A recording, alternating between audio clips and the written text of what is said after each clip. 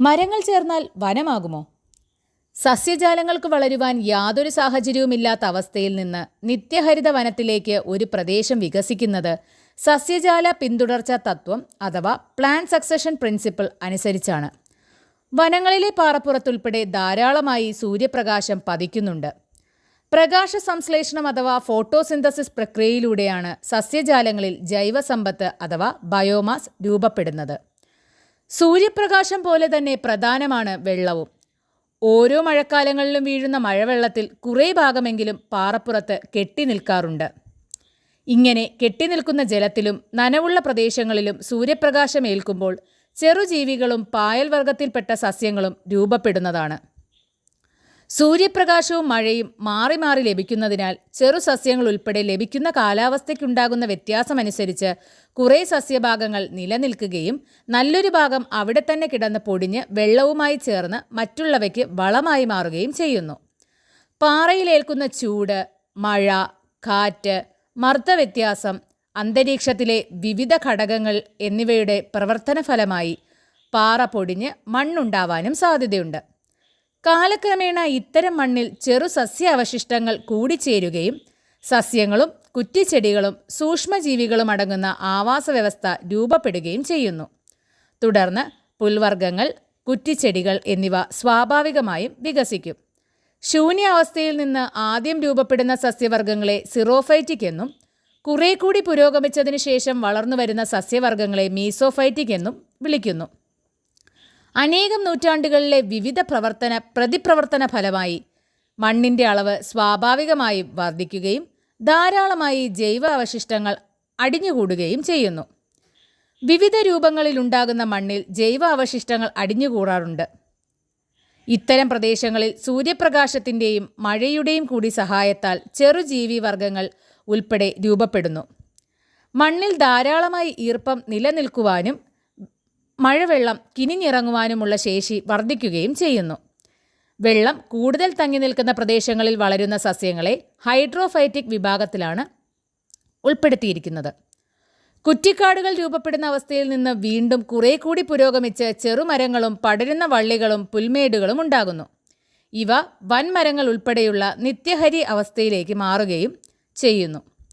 കേരളം പോലുള്ള ഭൂമധ്യരേഖാ പ്രദേശത്ത് കിടക്കുന്ന ഉഷ്ണമേഖലയിലാണ് നിത്യഹരിത വനങ്ങൾ കാണപ്പെടുന്നത്. പായലുകളിൽ തുടങ്ങി നിത്യഹരിത വനം വരെ എത്തുന്ന വിവിധ കാലഘട്ടങ്ങളിൽ ധാരാളം സസ്യങ്ങൾ ഉണ്ടാവുകയും നശിക്കുകയും വീണ്ടും വ്യത്യസ്ത രീതിയിൽ കൂടി ചേർക്കുകയും ചെയ്യുന്നു. ഓരോ പ്രദേശത്തും അനുഭവപ്പെടുന്ന കാലാവസ്ഥാ വ്യതിയാനങ്ങൾക്കനുസരിച്ച് വിവിധ സസ്യജാലങ്ങൾ രൂപപ്പെടുകയും വളരുകയും നശിക്കുകയും പുനർജീവിപ്പിക്കുകയും ചെയ്യുക എന്ന സുസ്ഥിര പരിസ്ഥിതിയിൽ ആവർത്തിച്ചാവർത്തിച്ച് നിലനിൽക്കുന്ന സസ്യവർഗ്ഗങ്ങളെ ജൈവ വളർച്ചാ അവസ്ഥ അഥവാ ക്ലൈമാക്സ് സ്പീഷീസ് എന്ന് പറയുന്നു. ഇത്തരം ആവാസ വ്യവസ്ഥയിലുള്ള പ്രദേശങ്ങളെ ക്ലൈമാറ്റിക് ക്ലൈമാക്സ്, ഉച്ച കാലാവസ്ഥയിൽ എത്തി നിൽക്കുക എന്നാണ് പറയുന്നത്. ഒരു പ്രദേശത്തിൻ്റെ സസ്യവികസന തുടർ വളർച്ച അഥവാ പ്രോഗ്രഷൻ പ്രക്രിയ നടക്കുന്നതിനിടയിൽ വിവിധ കാലഘട്ടങ്ങളിലോ കാലാവസ്ഥാ വ്യതിയാനം, ഭൂമികുലുക്കം, വനനശീകരണം, തീയിടൽ എന്നിവ സംഭവിച്ചാൽ പുരോഗമനത്തിന് അഥവാ പ്രോഗ്രഷന് പകരം അധോഗമനം അഥവാ റിട്രോഗ്രഷൻ സംഭവിക്കുന്നു. വീണ്ടും അധോഗമനത്തിന് കാരണമായ ഘടകങ്ങൾ കുറയുമ്പോൾ പുരോഗമനം നടക്കുകയും ചെയ്യും. ഉരുൾപൊട്ടൽ ഉൾപ്പെടെ സംഭവിക്കുന്ന സ്ഥലങ്ങളിൽ പോലും കാലം കഴിയുന്നതിനനുസരിച്ച് വന്ന ആവാസ വ്യവസ്ഥ രൂപപ്പെടാറുണ്ട്. മനുഷ്യ ഇടപെടലുകൾ കുറയുന്ന സ്ഥലങ്ങളിൽ മണ്ണിൽ അവയുടെ ഈർപ്പം നിലനിൽക്കുവാനുള്ള കഴിവും ജല ആഗിരണ നിർഗമന ശേഷിയും ജൈവ വളപുഷ്ടിയും സ്വാഭാവികമായും വർദ്ധിച്ച് കാലാവസ്ഥയ്ക്കനുസരണമായ സുസ്ഥിര പരിസ്ഥിതി ഉണ്ടാകുന്നു. ഓരോ ആവാസ വ്യവസ്ഥയിലെയും കൊഴിഞ്ഞു വീഴുന്ന സസ്യഭാഗങ്ങളും മരിച്ചു പോകുന്ന ജീവജാലങ്ങളും അവിടെ തന്നെ കിടന്ന് അഴുകി മണ്ണിനെ കൂടുതൽ സുസ്ഥിരമാക്കാൻ സഹായിക്കുന്നു. ഏതെങ്കിലും ഒരു വർഗം കൂടുകയോ കുറയുകയോ ചെയ്താൽ പോലും പ്രകൃതി സ്വാഭാവികമായും ബാലൻസ് നിലനിർത്തി ആവാസ വ്യവസ്ഥ സുസ്ഥിരമായി സൂക്ഷിക്കുന്നതാണ്. പ്രകൃതിയുടെ പ്രതിഭാസങ്ങളായ ഭൂകമ്പം, സുനാമി, ഭൂമികുലുക്കം, അഗ്നിപർവ്വത എന്നിവ മനുഷ്യരുടെ അനിയന്ത്രിതവും അശാസ്ത്രീയവുമായ ഇടപെടലുകളുടെ ഫലമായി ആവാസ വ്യവസ്ഥയിലെ വിവിധ ഘടകങ്ങൾക്ക് ഏറ്റക്കുറച്ചിലുകൾ ഉണ്ടാക്കിയേക്കാം. വന ആവാസ പരിസ്ഥിതിയിൽ നിന്ന് വിവിധ തലത്തിലുള്ള സസ്യവ്യവസ്ഥയാണ് ഉള്ളത്.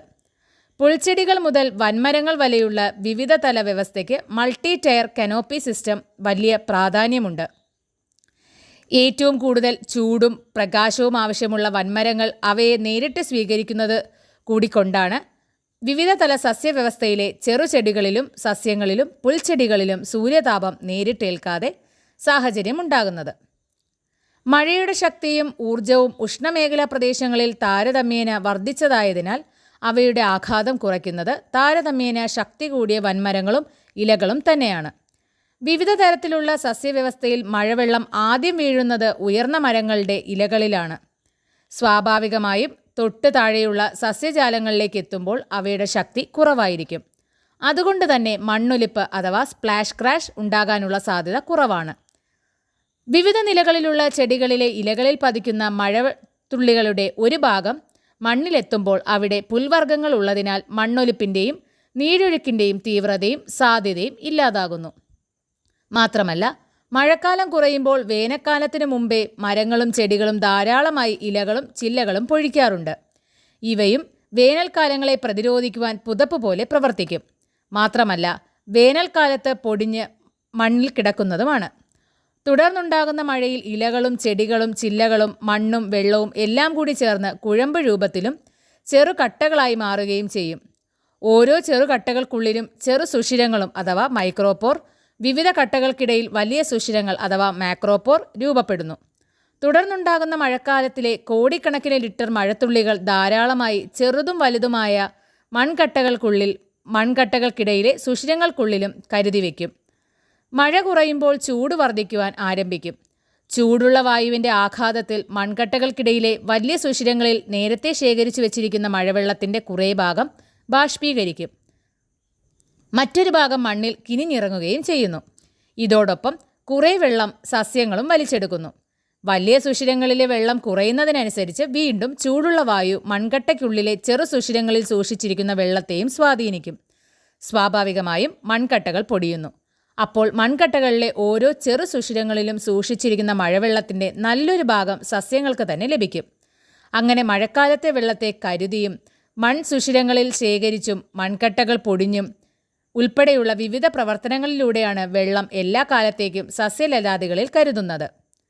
പായൽ മുതൽ വൻമരങ്ങൾ വരെ സ്വയം രൂപപ്പെടുന്നു.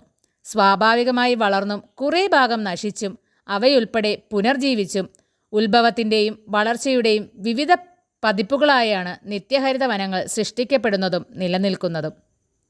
സ്വന്തമായി ആവാസവ്യവസ്ഥ സൃഷ്ടിച്ച് വിന്യസിച്ച് വിരാജിക്കുന്ന നിത്യഹരിത വനങ്ങൾ തനതും വേറിട്ടതുമായ പരിസ്ഥിതി വ്യൂഹമായി ഭൂമിയിൽ കാണപ്പെടുന്നു.